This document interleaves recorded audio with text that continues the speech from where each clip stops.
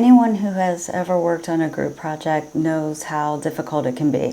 You have some people doing all the work, some people doing none of the work, people start getting angry and upset, fights break out.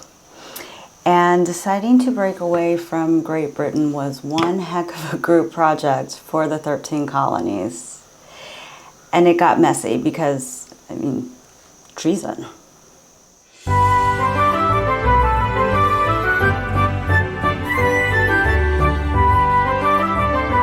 Hello and welcome back to my channel. My name's Michelle, and around here we talk about 18th century women's history and what it's like to be a rookie novelist.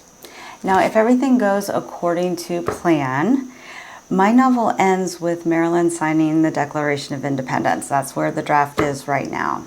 And so I thought it made sense to take a little bit of time talking about Maryland signing the Declaration of Independence and why it ended up being a little bit harder than it needed to be.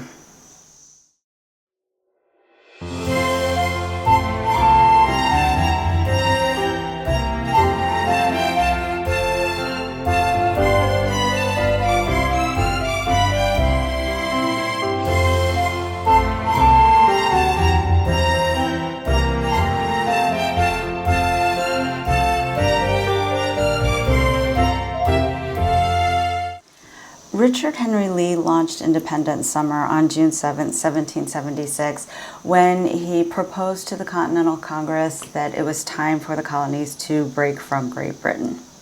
So while the Congress was working on getting votes together from the other colonies for independence, a committee was formed to actually write the document. Thomas Jefferson would primarily be the writer of the Declaration of Independence, with John Adams and Ben Franklin giving a pretty solid assist.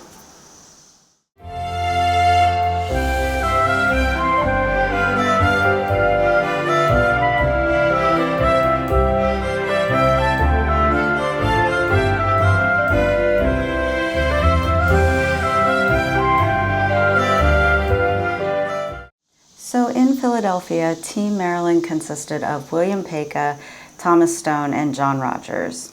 William Paca had been participating in sort of rebellious activities for about a decade now. He had helped organize the Stamp Act protests in Annapolis, and he had helped set up the Sons of Liberty in Anne Arundel County. Thomas Stone was a lawyer, and he ended up having a pretty successful practice in Frederick. And then John Rogers would end up becoming the only delegate who voted for independence, but didn't actually sign the Declaration of Independence. And we'll get to that later on.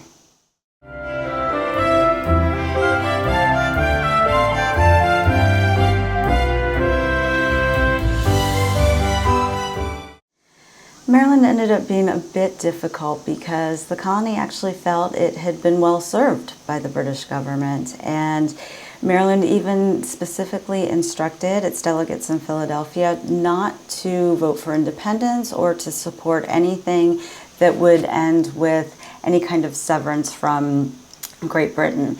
Now, they did this in part because, like I said, they felt like they were treated pretty well under British rule, but also the concepts of rebellion and liberty, while fighting for those as societal elites was okay, they were a little bit worried about what would happen if, say, the poor masses or the enslaved decided that things like liberty and equality should apply to them as well.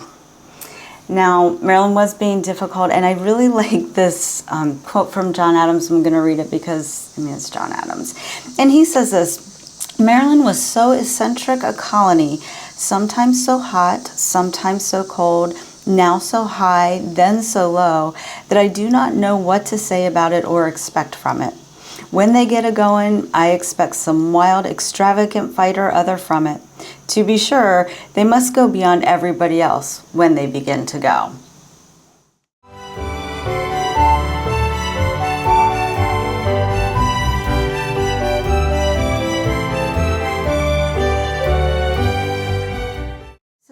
Delegates in Philadelphia were getting pretty frustrated.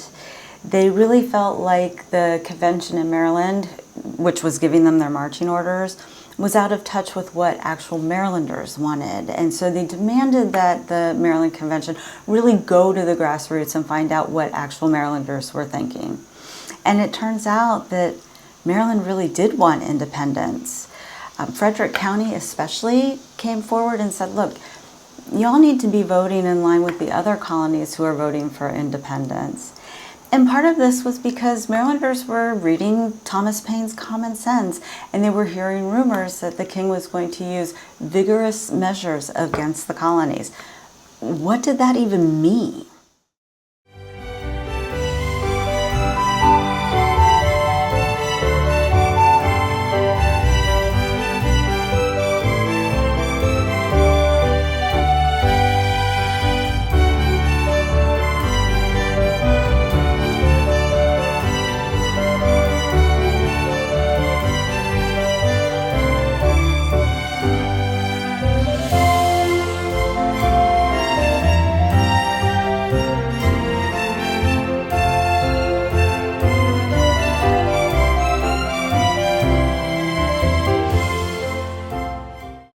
So finally, on June 28th, 1776, the Maryland Convention released its delegates in Philadelphia to vote for independence, and they did so on July 2nd. Now, in Maryland itself, the convention there created their own declaration specific to Maryland, saying that the colony was separating itself from Great Britain, from the king, and from its proprietor.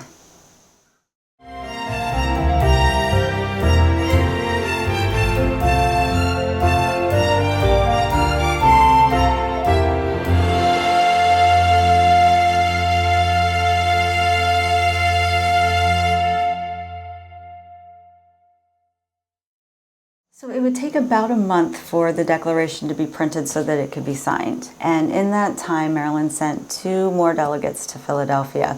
Samuel Chase, who is known as Old Bacon Face, perhaps because he had a ruddy complexion, and Charles Carroll of Carrollton, who was one of the wealthiest delegates to the convention and also Catholic.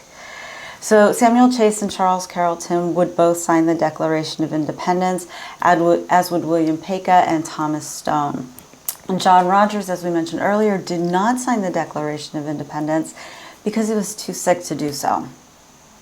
For folks like William Paca, who had been protesting British policy for a decade, this was the culmination of a lot of really hard work.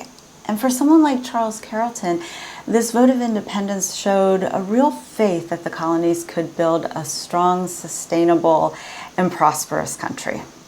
I've written a blog post about Maryland and the Declaration of Independence. I'm going to include that in the description box below.